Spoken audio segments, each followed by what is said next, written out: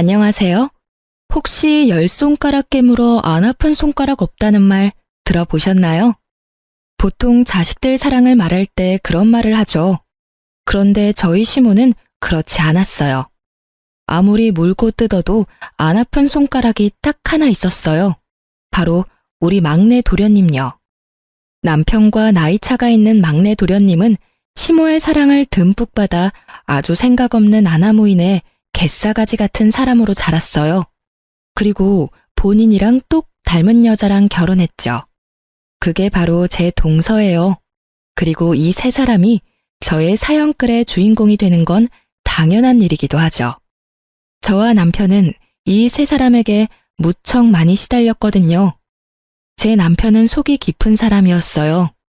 연애 초반에는 참 지루하고 무슨 생각을 하는지 모르는 남자다 싶었는데 점점 사람을 알고 나니 속이 깊고 진중한 사람이더군요. 그리고 절대 경거망동하는 사람도 아니었고요. 남편과 결혼을 결심한 건 시부의 영향도 있었어요. 처음 시부모님이 될 분들과 마주했을 때 시부가 제게 엄청 잘해줬어요. 상냥하고 친절한 성품에 넉넉한 인심까지. 정말 남편도 남편이었지만 시부의 모습에 이 집에 시집가면 크게 고생할 일은 없겠다고 생각했죠. 그렇지만 세상의 모든 게 제 뜻대로만 되는 건 아니더라고요. 시부가 괜찮은 만큼 시모가 굉장히 까다로운 사람이었어요.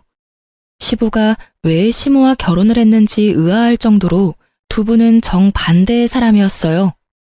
옛날 일이니 중매나 선보고 결혼했을 수도 있겠지만 아무리 봐도 시모는 성격이 급하고 사람을 험하게 다루는 면이 있었거든요. 게다가 아까도 이야기했듯이 막내 도련님에게 유독 약해서 매번 그 도련님에게만 돈을 퍼다 주는 거예요.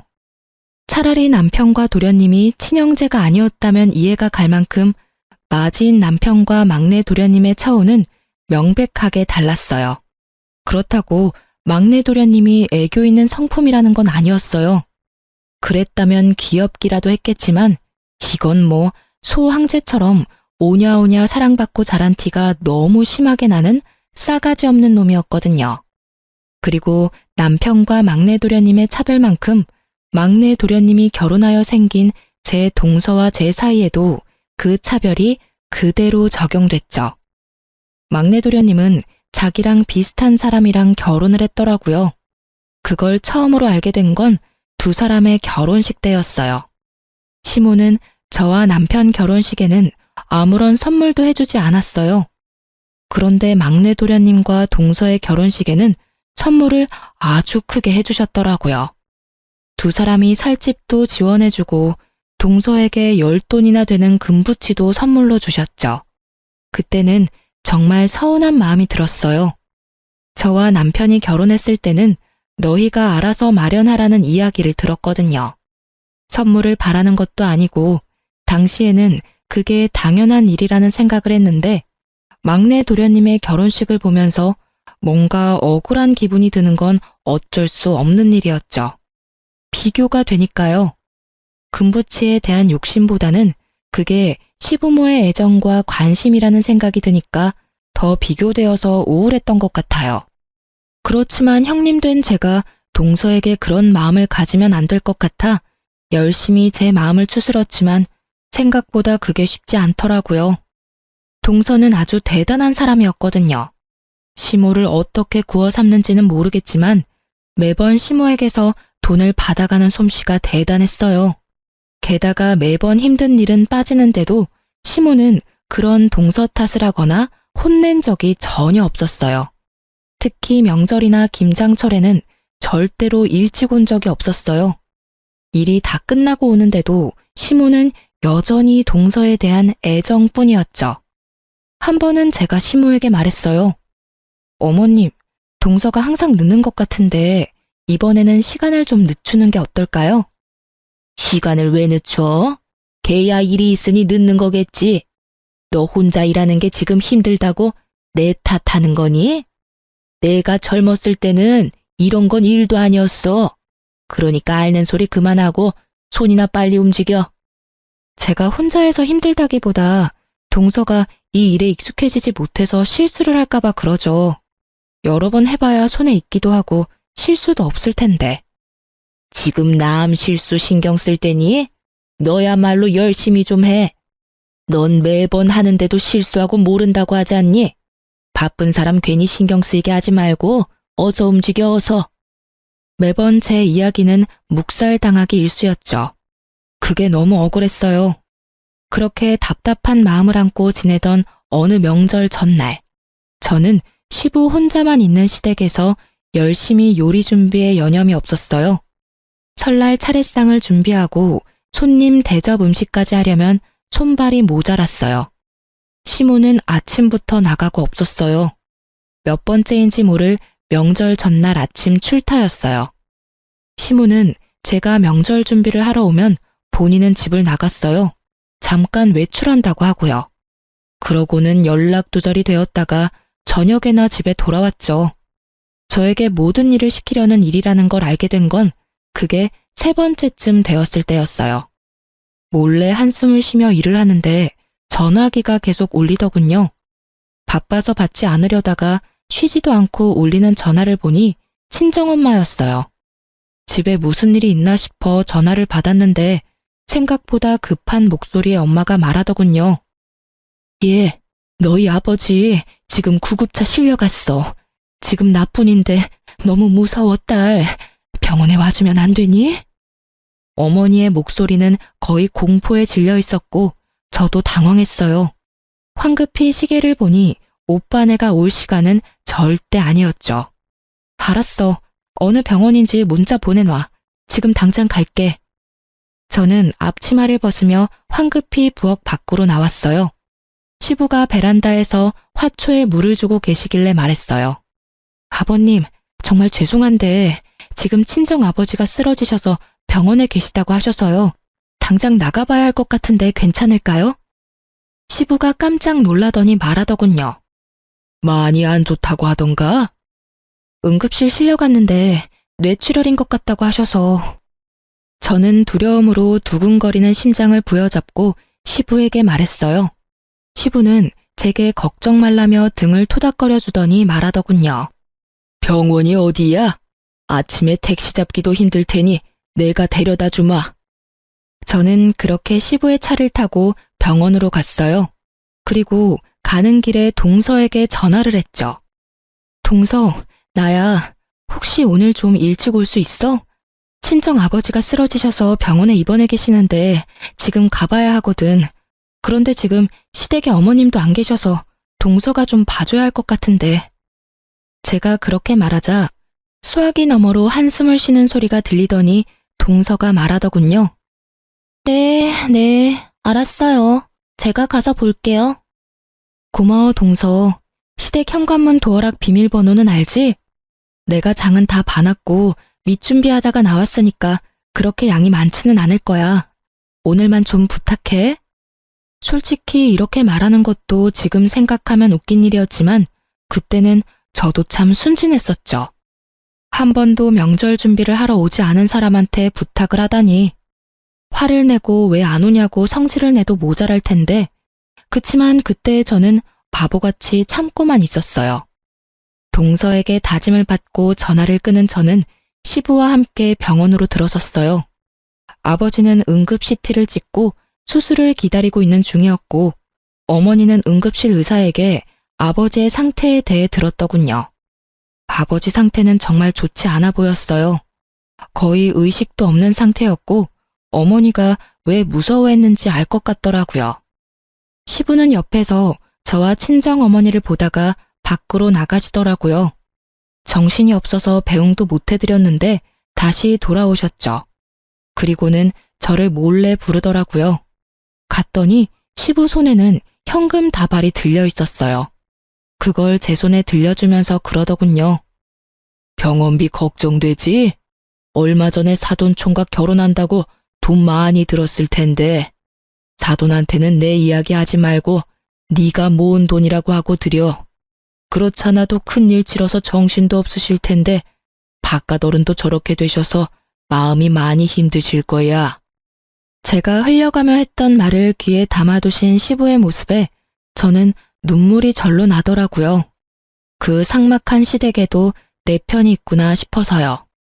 게다가 정말로 저희 집에는 돈이 없었거든요. 아버지는 토목업 종사자로 넣어둔 보험도 많지 않고 제한적이었거든요. 저는 시부에게 연신 감사하다는 말을 했고, 시부는 오래 있는 것도 부담스러울 수 있으니 집에 가 있겠다고 하시고는 가셨어요. 저는 엄마를 위로하며 돈을 건네줬어요. 그렇게 아버지 수술도 끝났고 오빠네가 올 때까지 기다렸죠. 그런데 오빠네도 좀 늦더군요. 저녁 시간대쯤 되자 시모에게서 전화가 왔어요.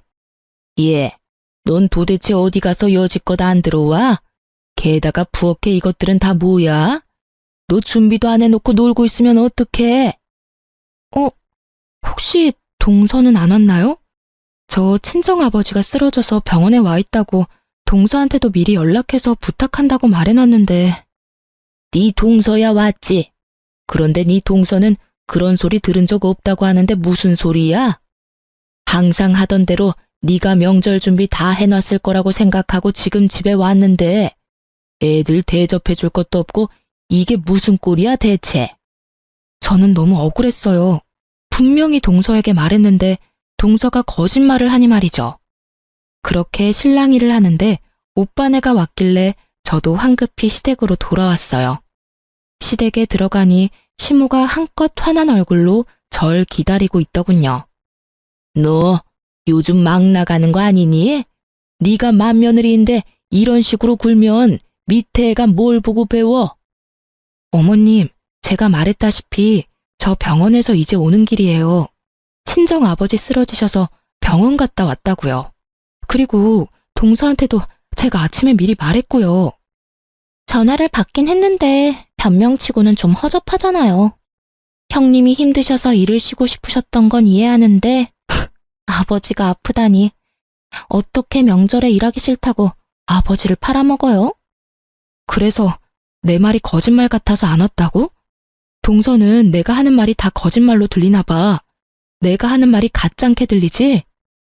이 정도쯤 되니 저도 참을 수 없었어요. 열받아서 말도 험하게 나올 수밖에 없었죠. 집안에는 시부도 남편도 막내 도련님도 없었고 여자 셋뿐이었고 그 중에 2명은 아주 찰떡같이 붙어 있었으니까요. 어디서 애 기를 죽여? 잘못은 네가 했는데 왜 막내를 혼내? 그리고 네 아버지가 아프면 우리 집 차례상 말아먹어도 되니? 정신 차려. 너 이 집 시집 와서 친정에 신경 쓰는 거 아니다. 아무리 일하기 싫고 친정에 가고 싶어도 이런 식으로 다 내팽겨치는 건 아니지. 내팽겨친 거 아니라고요. 아버지 아프셔서 갔다는데 왜 제 말을 못 믿으세요? 믿을 수가 있어야 믿지. 그래, 여태까지 일 혼자서 하려니 힘들디? 아예 차라리 영원히 우리 집에서 일 못하게 만들어줘? 시모의 말에 상처만 받아가던 그때 현관문이 열리고 시부가 들어왔어요. 뭐 하는 짓들이야? 당신은 빠져 있어요. 첫째 며느리가 명절에 일하기 싫다고 도망갔는데 당신은 어디 있다 지금 들어와요? 내가 밖에서 듣다 기가 차서 들어왔어. 2 사람 왜 그렇게 첫째 며느리를 못 잡아먹어서 안달이야? 친정아버지 아파서 병원 갔다 왔다는데 그거 하나 이해 못 해주는 게 어른이야? 둘이서 사람 하나를 이렇게 내몰아. 그거 다 거짓말이죠. 당신은 순진에 빠져서는. 내가 봤어. 내가 보고 왔다고. 안사돈 전화 왔을 때 내가 며느리 병원까지 데려다 줬어. 뇌출혈로 수술하셔야 된다는 의사 말까지 다 듣고 왔다고. 네? 시모가 당황한 표정으로 시부와 저를 번갈아 보더군요. 그러더니 당황한 얼굴로 그러더군요. 넌 그러면 처음부터 그렇다고 이야기하지 그랬어. 왜 말도 안 하고 우리를 나쁜 년으로 만들어? 제가 말씀드렸는데 믿지도 않으신 건 어머님이랑 동서잖아요. 왜 제 말이 거짓말처럼 들렸는데요? 제가 매번 혼자 일하다가 명절 전날 뜬금없이 아버지가 아프다고 하니까 거짓말이라고 생각하신 거예요? 그러니까 좀 더 신빙성 있게 말을 했으면. 봐봐. 첫째한테만 일 시키고 막내 며느리를 그렇게 끼고 도니까 이런 일이 벌어지는 거 아니야. 누구는 일하고 누구는 매번 늦고. 막내 며느리, 너는 도대체 매번 뭘 하느라 늦게 와? 일찍 와서 네 형님 도와줄 생각도 안 하고. 시모에 이어 동서까지 까내리며 혼내는 시부 앞에서 두 사람은 아무 말도 못하고 눈깔만 내리깔고 있더군요. 덕분에 저는 속이 시원했고요. 앞으로 명절에 요리하는 거 둘째 며느리 오기 전까지는 아무도 손대지 마라. 요리는 다 같이 모여서 하는 거야. 알아들었어? 시부의 그 말 덕분에 동서는 꼬박꼬박 일찍 오게 됐어요. 하지만 여전히 요령 피우며 일을 적게 하는 동서였어요. 그래도 아예 없을 때랑은 다르니 저도 시모 몰래 동서에게 일 많이 시켰어요. 일 안 하려고 하면 시부를 부르는 신용을 하면서요. 시부가 어려웠는지 아니면 혼나서 껄끄러웠는지 동서는 그런 제 모습에 적당히 일을 했어요. 다행이라고 생각했어요. 그래도 이 시댁에 제 생각해주는 사람이 있다는 게 마음이 든든했거든요. 남편도 시부의 행동에 고마워했어요. 매번 제가 시모와 동서와 사이가 좋지 않아서 그 사이에서 남편이 고생을 많이 했거든요. 시부 덕분에 정리가 되어버리니 남편이 나설 일도 없게 된 거죠. 솔직히 남편도 시모를 어려워했어요. 친자식인데도 남편에게 건 기대가 많았던 만큼 자기가 원하는 대로 하지 않은 큰아들에게 실망도 많았던지라 항상 남편을 탐탁치 않게 대했거든요. 그렇게 한동안 평화가 이어지나 싶었는데 사고는 여차하는 순간에 발생하더군요.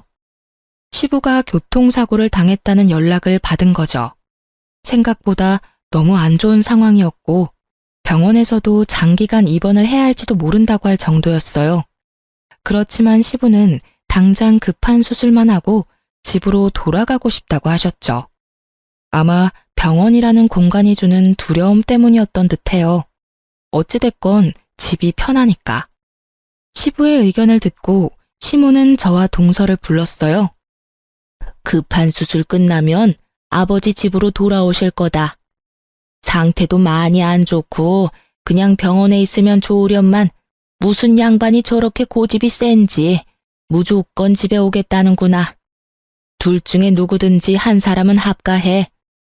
나 혼자서 아버지 돌보는 짓 나는 못해. 내 나이가 젊은 것도 아니고 다 늙어 빠져서 지금 남편 수발 들어야겠니?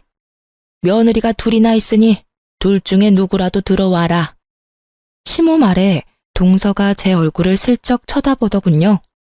형님이 아무래도 아버님이랑 많이 친하시고 시댁에도 많이 익숙하시니까 형님이 합가하는 게 낫지 않을까요?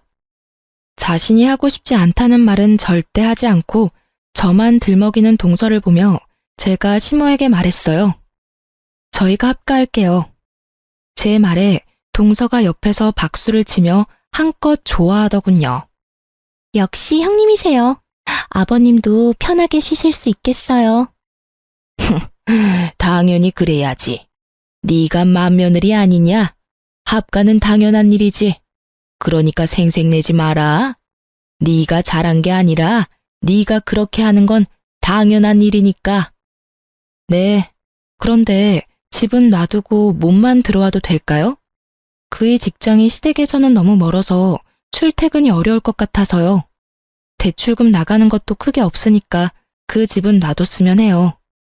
그건 너희 알아서 하고 네 아버지 들어오기 하루 전에 짐 정리하고 들어와.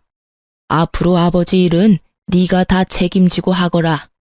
시모는 그렇게 말했고 동서는 왜인지 모르게 눈을 반짝거리더군요. 시부가 들어오고 저는 합가에서 살며 시부의 수발을 들었어요.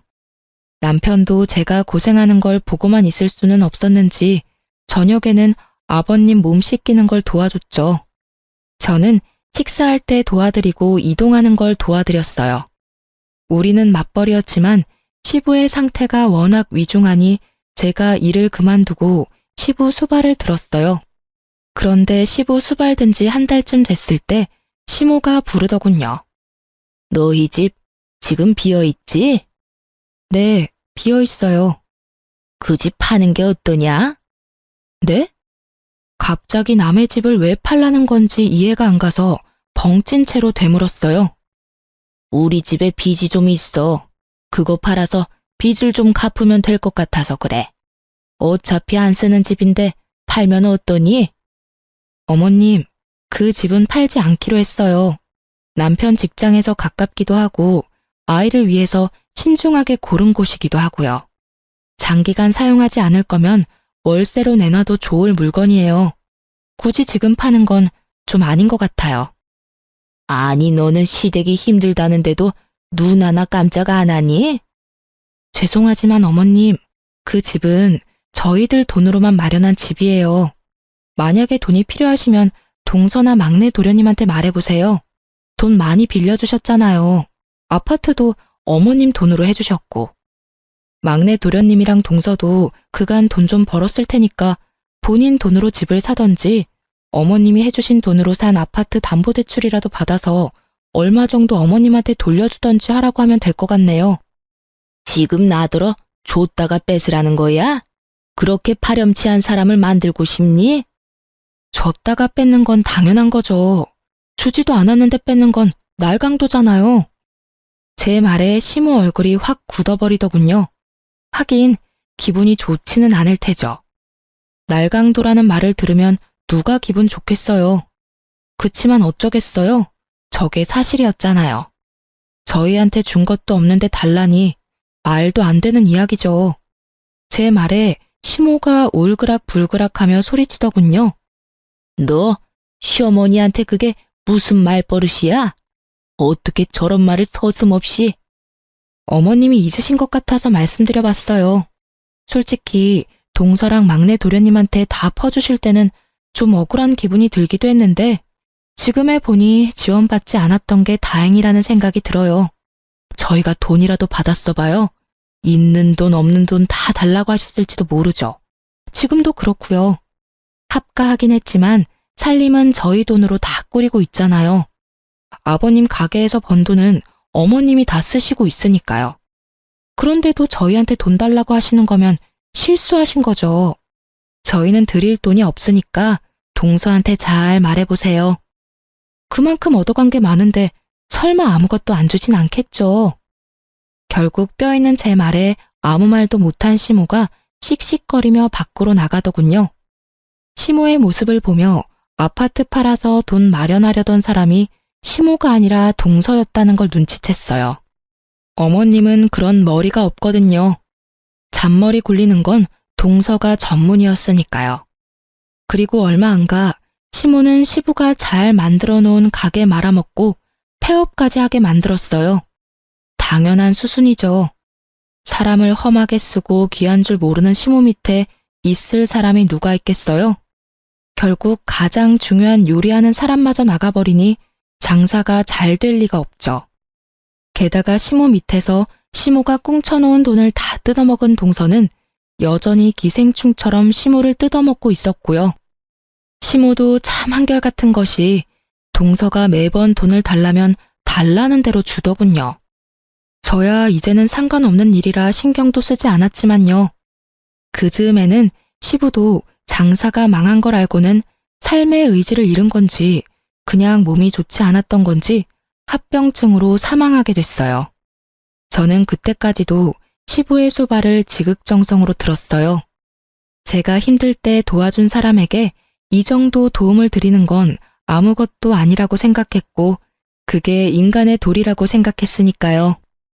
그리고 장례를 다 치르고 시댁에 돌아와서 시댁 식구들이 있는 곳에서 말했어요. 아버님이 돌아가셔서 저희 식구는 이제 합가의 의미가 없다고 생각해요. 저희는 이제 원래 저희가 있던 집으로 돌아가겠으니 앞으로는 동서가 어머님네서 합가해서 지내. 여태껏 내가 아버님 수발 들었는데 이제는 동서가 좀 해야지. 그리고 어머님도 나보다는 동서를 더 좋아하시니 동서가 합가해서 어머님 모시는 게 맞는 것 같아. 형님, 그건 아니죠. 그때는 아버님이 아프셔서 형님이 일시적으로 합가하신 거고 아버님이 돌아가셨으니 합가는 이제 없는 일인 거잖아요. 굳이 저희가 합가를 할 필요가 없는 것 같은데? 동서, 아버님 이제 막 돌아가셨어. 어머님 기분이 어떠시겠어?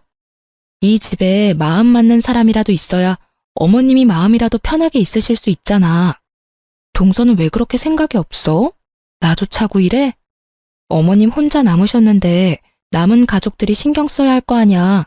그리고 여태껏 동서가 어머님한테 받은 게 얼만데 이 정도도 못해? 여태껏 받은 거 돌려드린다 생각하고 잘 모셔.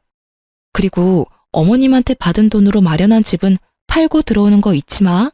제 말에 시모는 환하게 웃으며 반겼고 동서는 완전 죽상을 하더군요. 물론 시모 앞에서는 그런 표정 짓지는 않더라고요. 하긴 시모에게 뜯어먹은 게 얼마인데 양심이 있으면 그런 얼굴 하면 안 되죠. 좋다고 합가하겠다고 넙죽 받아도 모자랄 판에. 그렇지만 동서의 그 모습을 보니 저도 입가에 웃음이 저절로 떠오르더라고요. 앞으로 고생하게 될 동서의 미래가 머리에 자연스럽게 그려졌으니까요. 결국 동서는 시모의 압박으로 집을 팔고 시댁으로 들어오게 됐어요. 그리고 집 판 돈은 시모에게 흘러 들어갔죠. 시부의 장사가 망해서 폐업했다고 했잖아요. 그것 때문에 빚진 게 좀 있었거든요. 결국 그 빚 갚는데 돈이 다 들어가는 바람에 아무것도 없이 시댁으로 들어온 거죠. 저희는 시모와 연락을 끊게 됐어요. 자연스레 그렇게 된 것 같아요. 그쪽도 저희한테 관심이 없었고 시부가 없는 시댁은 저희가 관심이 없었죠. 시부의 재산은 시모에게 넘어갔어요. 시부 명의의 집과 가게였죠. 저희는 그런 거 관심 없었어요. 우리 힘으로 만든 집이 있었으니까요. 그리고 시부의 수발을 들던 중에 시부에게 한 가지 언지를 받은 게 있었어요. 시부가 돌아가시기 전에 저한테 그랬어요. 며느라가 내가 내 욕심에 병수발 시킨 것 같아 미안하다. 아버님, 제가 하고 싶어서 하는 거예요. 저희 집 힘들 때 도와주신 것도 아버님이시잖아요. 저는 아버님에게 어떻게든 도움이 되고 싶어서 합가하기로 한 거예요. 그러니까 그런 말씀 마세요. 그래, 내가 보니 네 시어머니가 장사를 다 말아먹고 있더구나. 10년 넘게 같이 일하던 직원도 잘라버리고 내가 죽고 나면 이 집에 제대로 남아있을 재산이 없어. 재산 없으면 뭐 어때요? 집만 있으면 어떻게든 사라져요. 자식도 둘이나 있으니 용돈도 필요한 정도는 드릴 수 있고요. 너희 시어머니 걱정하는 건 아니다. 그 사람은 그런 걱정 안 해도 악착같이 살 사람이거든. 내가 걱정하는 건 첫째랑 너다. 여태껏 해준 것도 없이 마음고생만 시키고 결국에는 병수발까지 시키니. 그러니까 내가 몰래 넣던 생명보험 며느리 네 이름으로 바꿔놓을 테니까 그거 수령해서 손주 키워가며 잘 살아라. 막내는 이미 많이 가져갔어. 없어도 잘 살겠지. 시부에게 유언처럼 그 말을 들을 때 어찌나 마음이 아팠는지 몰라요. 그래서 저는 시부의 사망보험금을 여전히 손도 못 대고 있었어요. 수령은 했지만 쓰기가 미안하고 아까운 기분이 들어서요. 시모와 동서는 모르는 돈을 받았으니 시모가 시부 유산을 나눠주던 안 나눠주던 상관하지 않았어요. 그렇지만 시댁에서는 난리가 났더라고요. 시부의 재산이 얼마 안 된다는 걸 알게 된 동서가 본성을 드러내기 시작했거든요. 시모 곁에 붙어서 입안에 혀처럼 굴며 단물 쓴물 다 빼먹던 동서가 이제는 시모가 아무것도 없다는 걸 알고 홀대하기 시작한 거예요. 저와 연락 한 번 없던 시모가 처음에 전화 왔을 때 두 사람이 어지간히도 틀어졌구나 짐작할 수 있었어요. 예, 내 말 좀 들어보렴. 내가 얼마 전에 수영교실을 가기로 했거든. 그런데 준비물이 생각보다 많더라고. 게다가 나이도 늙은 사람이 싼 거 걸치고 가면 사람들이 얼마나 욕하겠니? 그래서 수영복이랑 수영장에 갈 준비물 산다고 돈 좀 달랬더니 세상에 문화센터에 네 동서가 전화해서 취소해버린 거 있지? 뭐 저런 애가 다 있는지 모르겠어. 게다가 아침 저녁으로 식사도 안 하고 음식도 맛없고 청소도 안 해서 뭐라 했더니 어머님이 집에서 쉬고 계시니까 어머님이 좀 하세요. 라고 하더라니까. 이 정도면 사람이 바뀐 거 아니니? 어떻게 나를 감쪽같이 속일 수가 있어? 동서가 좀 너무하네요.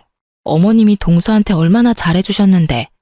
가방도 사주고 집안일도 안 할 수 있도록 빼주고 집도 사줬는데 말이죠. 혹시 돈 빌려주실 때 차용증 받은 건 없으시죠?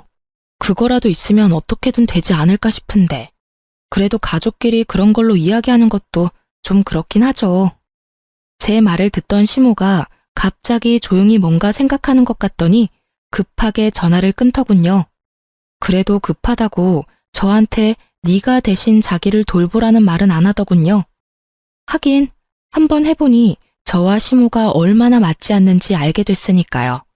그리고 그 뒤에 남편을 통해서 알게 됐어요. 시댁에서 시모와 동서가 돈 때문에 난리 났었다고 하더라고요. 돈 없다고 시모 홀대하던 동서가 결국 시모가 들이민 차용증에 먼저 나가 떨어진 거죠. 동서는 시모가 차용증을 가지고 있다는 걸 몰랐더라고요. 모를 수밖에요. 어머님이 아들을 통해서 받아두셨더라고요. 아버님이 악착같이 살 거라는 말이 빈말은 아니었던 거죠. 동서가 시모에게 원룸 하나 얻어줄 테니 따로 살자는 말을 했을 때 시모가 차용증을 들이밀면서 그 돈 다 갚으면 나가준다고 했다더군요. 처음 보는 차용증과 자기를 부양하라며 악쓰는 시모 모습에 동서도 진절머리가 난 모양이더라고요. 그렇지만 이 상황도 웃기긴 마찬가지잖아요. 엄연히 동서가 살고 있는 집은 시모 소유이고 얹혀 사는 사람은 동서네인데도 마치 자기가 주인인 척 진짜 주인을 쫓아내려고 하다니 동서도 여간 내기는 아닌 거죠.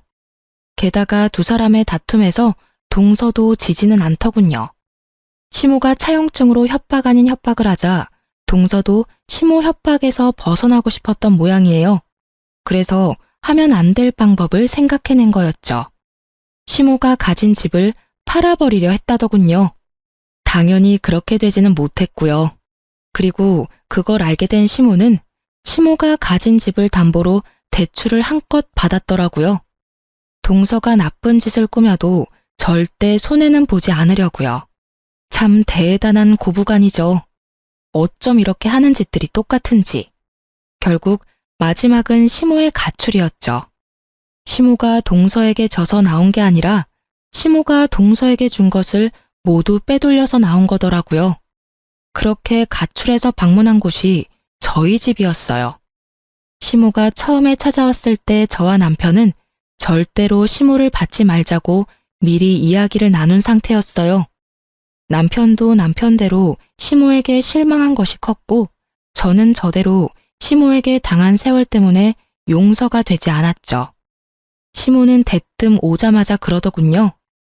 예, 너희 집이 많이 좁네. 나까지 같이 살려면 좀 더 큰 집으로 이사 가야겠다. 너희 그 정도는 되지? 이 집도 대출 없이 샀잖니? 어머니, 저희는 다른 데로 이사 갈 생각 없어요. 그리고 어머니는 지금 집이 있으시잖아요. 막내가 모시고 있는데 여기는 왜 오신 거예요? 남편 말에는 가시가 있었어요.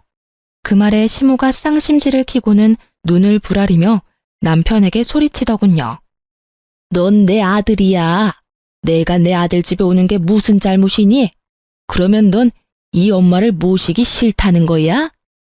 네, 저는 이미 어머니가 제 처하고 저를 동생네와 차별할 때부터 그렇게 생각하고 있었어요. 그래서 분가할 때 동생을 어머니한테 붙여줬잖아요. 그때 좋아하셨던 것도 어머니셨죠?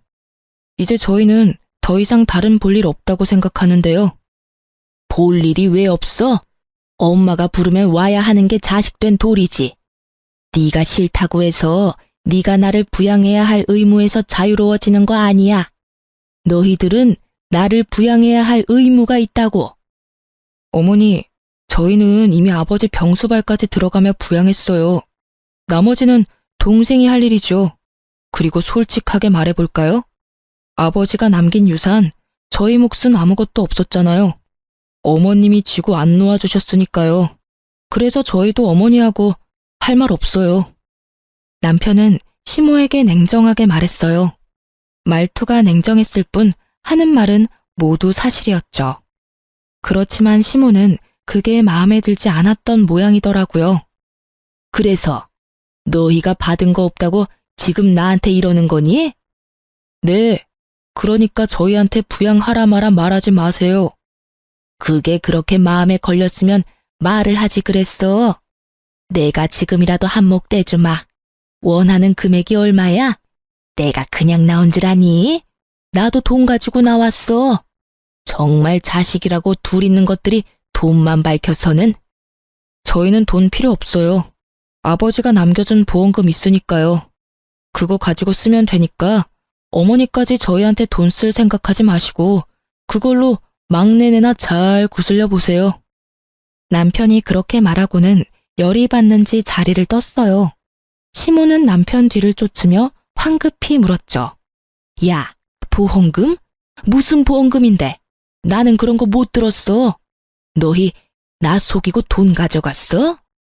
시모가 난리 치길래 저도 결국 시모에게 말했어요. 아버님이 돌아가시기 전에 제 앞으로 수령인 바꿔주셨어요.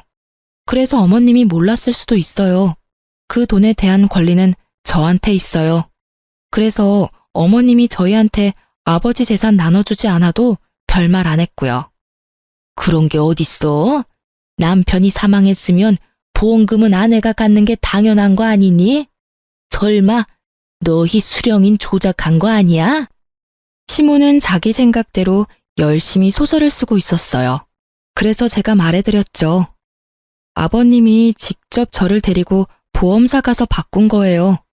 어머님이 아버님 병원 진료 데리고 가셨으면 수령인이 바뀔 일도 없었겠지만 어머님은 저한테 아버님 일 다 맡기셨잖아요. 못 믿겠으면 보험회사에 직접 연락해 보시던가요. 시모는 어느 보험회사인지 알아내서는 집을 나갔어요. 어디로 가는가 싶었더니 집 나왔던 동선회로 다시 돌아갔더군요. 사망보험금 앞에 다시 뭉치기로 결정한 모양이었어요. 참 한결같고 참 똑같은 고부였어요. 결국 동선회도 시부가 남긴 보험금에 대해 알게 됐죠. 그리고 두 사람은 번갈아가며 저희 집에 찾아와 저희에게 돈 내놓으라며 난리를 피우더군요. 남편은 평일에는 항상 늦게 오는지라 이 사람들을 만날 수 없었으니 결국 이들을 상대하는 건 저였어요. 그리고 저는 더 이상 참지 않았어요. 돈 내놔. 네가 뭔데 우리 남편 보험금을 가져가? 그 보험금 내 거라고. 그래요. 형님이 무슨 수로 아버님 깨어내서 보험 수령인 바꿨는지는 모르겠지만 저희는 그거 용납 못한다고요. 용납을 못하면 뭐 어쩔 건데? 수령인을 전화로 바꾼 것도 아니고 아버님이 직접 가서 본인 의지로 말해서 바꾼 거야. 그건 보험회사에서도 확인 가능한 건데 혹시 전화 안 해본 거야? 아, 몰라요. 암튼 왜 아버님 보험금을 형님이 다 가져가냐고요. 아버님 남은 재산을 다 가져간 건 어머님이랑 동서지. 내가 뭘 가져갔어? 내가 가져간 것보다 더 많은 걸 동서가 가져갔을걸? 보험금을 나눠 갖고 싶으면 아버지 재산도 나눠 가졌어야지. 왜 줘야 할 건 안 주고 정당하게 받은 내 것을 빼앗으려 들어? 하긴 그 나물에 그 밥이라고. 어머님하고 똑같이 동서도 날강도네. 칼만 안 들었지 아주 협박하는 수준이 대단하네. 뭐라고요? 말 다 했어요? 그리고 재산 나눌 것도 없었어요. 빚만 가득해서 쥐뿔도 없었는데 무슨? 그래, 네 시아버지 죽으면서 재산 한 푼 남겨준 거 없어. 다 빚덩어리였지. 그거 갚느라고 아직도 고생 중인 건 너희 모르니? 당연히 아버지 사망보험금은 그 빚 갚는 데 쓰는 게 맞는 거지. 어머님, 그걸 빚 갚는 데 쓰면 어떡해요? 그 돈은 저희한테 주셔야죠. 어머님 말대로 집 팔고 들어왔다가 손해를 얼마나 많이 본 줄 아세요? 저희 집 판 돈으로 빚을 갚았으니까 그 돈은 저희한테 줘야 하는 게 맞는 거죠. 여기서도 동서의 기적의 논리는 계속되더군요. 동선의 집 자체가 시부모의 돈으로 된 시부모 명의의 집인데 그걸 팔았다고 그 집이 자기 집이 된 것처럼 말하는 게 참 인상 깊었어요.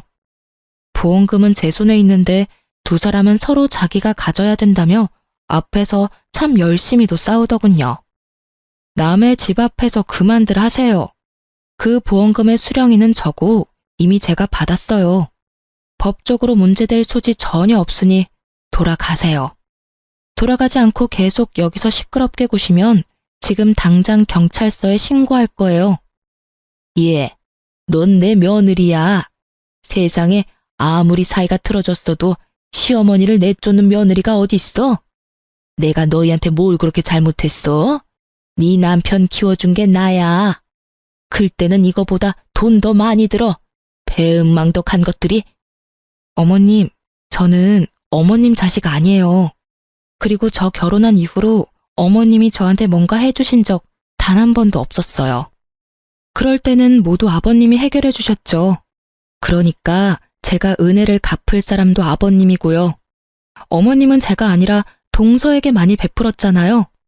저한테는 한 번도 사준 적 없던 값비싼 물건의 용돈들, 게다가 손에 물 하나 묻히지 않게 고이고이 지켜준 거 생각하면 제가 아니라 동서한테 돈을 달라고 하는 게 맞지 않나요?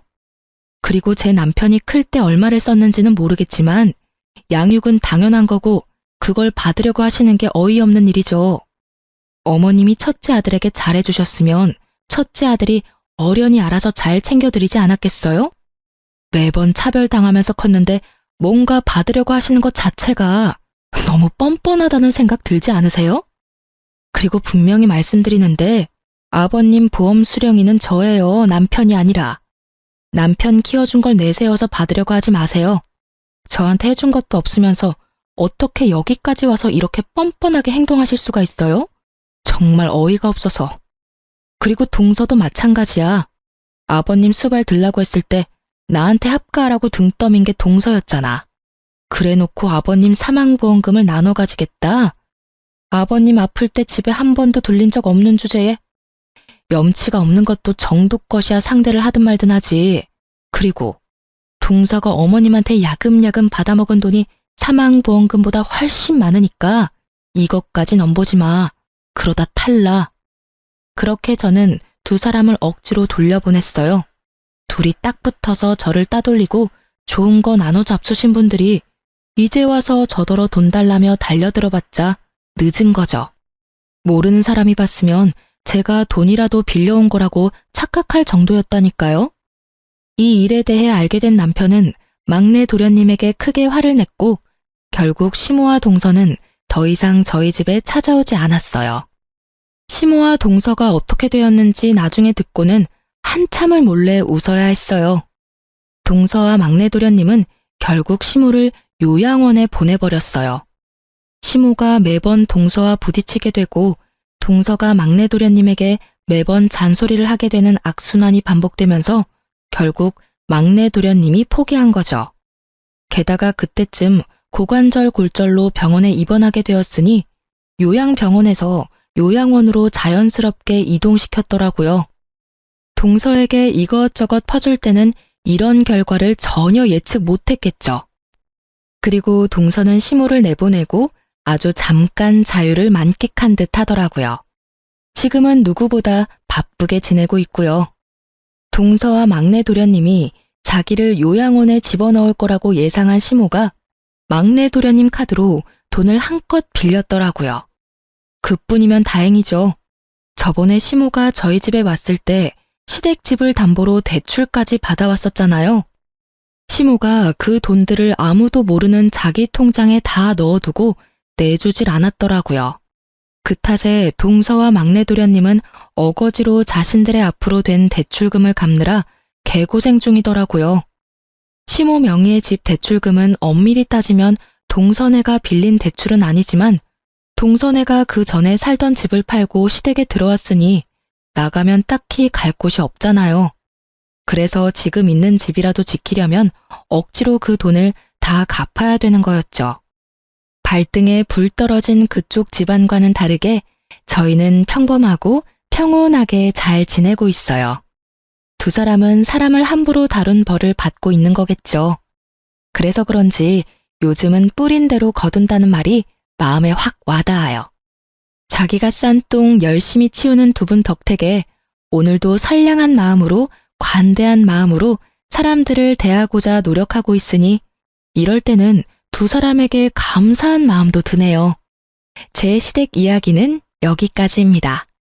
지금까지 긴 사연 읽어주셔서 감사해요.